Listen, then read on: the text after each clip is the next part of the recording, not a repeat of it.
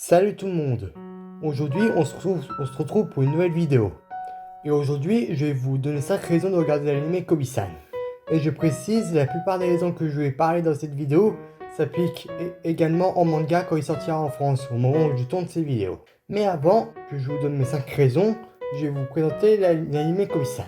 Komi cherche ses mots ou son titre original Kobi-san wa Komeshu Desu, désolé pour la prononciation, et un anime qui adapte le manga du même nom, écrit et dessiné par Toyohito Hada, qui est prépublié dans le Weekly Shonen Sunday. L'anime compte 12 épisodes qui durent 23 minutes chacun et qui est diffusé sur Netflix en France, et qui a été adapté par le studio OMM, que vous connaissez sûrement car c'est eux qui font l'anime Pokémon et aussi l'anime Inazuma Eleven. Bref, je vais vous lire le synopsis. Nous suivons le quotidien de Kobi-san, la plus jolie fille du lycée.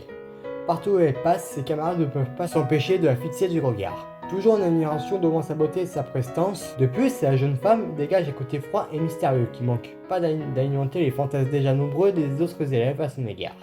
Seulement, un garçon répondant au nom de Hitohito Tadano connaît la vérité à propos de Kobi-san.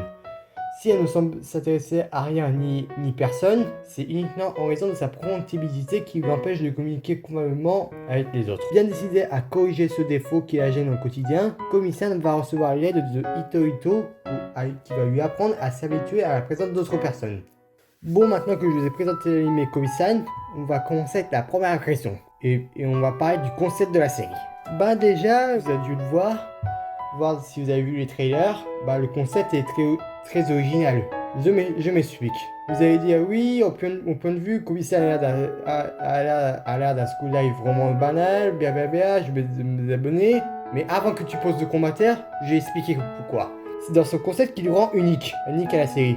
Car la série cache le cliché de la fille parfaite qui est populaire et qui plaît à tous les garçons en rendant Komi qui a l'air à la fille parfaite. Mais quand on regarde de plus près, on se rend compte, même si la fille est plus bête du lycée, elle est extrêmement timide avec les gens et ça change tout. Et aussi, Komi en essayant de communiquer avec les autres, elle rencontre des situations qu'elle n'a pas l'habitude de rencontrer au quotidien. C'est très touchant, ça détend pas mal et c'est vraiment drôle.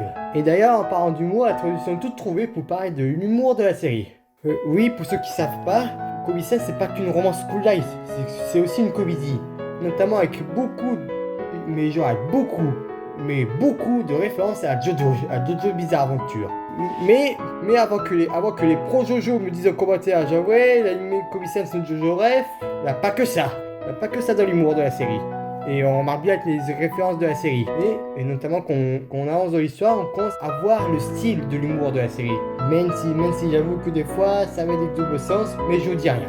Mais aussi des fois absurde, mais c'est ça qui plaît. C'est ça qui plaît de la série, ça a tout son charme. L'humour est très présent dans la série et ça rend super bien. Croyez-moi, vous ne serez pas déçus de l'humour de la série. Troisième point et qui est le plus important, qui évolue dans la liste d'élite avec des cases plus loufoques que les autres, ce sont les personnages de la série.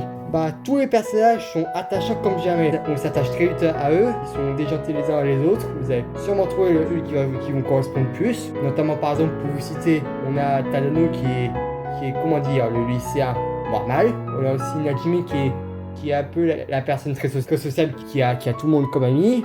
Il y a aussi Himiko qui est un peu la fille maladroite qui se considère un peu comme une esclave de son point de vue à Komi. Et enfin, pour finir, on a Yame qui est, comment dire, un peu une psychopathe obsédée par Komi. Mais je vais pas vous dire plus pour éviter de vous spoiler la série. Ça serait dommage. En bref, si vous avez bien compris ce que j'ai dit, Kobi-san est très diversifié au niveau de ses personnages, qui sont loufoques dans leur personnalité, et on s'attache très vite au groupe. Et quand j'ai dit plus tôt, vous arriverez sûrement à vous identifier à un personnage qui vous plaît. Quatrième point qui est pour moi important, qui est essentiel dans cet animé, c'est les musiques et les OST. Tout ce qui est OST, opening et ending sont géniales et magnifiques. Je vous donne un exemple avec l'opening, vous pourrez entendre une version piano en ce moment même. Même malheureusement, je ne peux pas mettre la musique originale à cause des droits d'auteur, merci YouTube. Mais du coup, pour les OST de la série, la plupart sont magnifiques à l'oreille. Oui, notamment avec ce côté piano qui rend si bien et qui transmet parfaitement bien les messages et l'émotion de la série et que tu as envie de réécouter tellement ça te plonge dans l'ambiance. Et aussi en parlant de piano, si vous tapez les OST Kobe-san sur YouTube, bah, vous trouverez beaucoup de remix en piano. Car comme je l'ai dit avant, les OST là sont parfaits pour le piano. En moins, grâce à moi, pour ceux qui savent pas quoi jouer au piano, bah, vous essayerez de jouer des OST de Kobe-san au piano. Vous me remercierez plus tard. Et enfin, dernier point pour cette vidéo, c'est que l'anime donne une ambiance détente au public. Bah, je m'explique pour ce dernier point. En fait, avec tous les points que j'ai cités plus haut dans la vidéo, en combinant tout ça, l'anime donne une ambiance très chill et détente. Surtout si vous avez l'habitude de regarder des shonen neketsu, comme My Hero Academia, mon manga préféré, Jujutsu Kaisen, et plein d'autres, etc. La liste est longue. Et ça change pas mal, parce que si vous passez d'un neketsu à la shonen romance School Life, bah ça détend pas mal. Et oui, pour ceux qui savent pas, Kobe-san est un shonen et pas un shoujo que certains pourraient penser. Surtout qu'aujourd'hui, on voit de plus en plus de comédies romantiques que de neketsu, que ça soit en manga ou en animé. Vous avez dû voir lorsque vous allez dans votre librairie ou de votre espace culturel.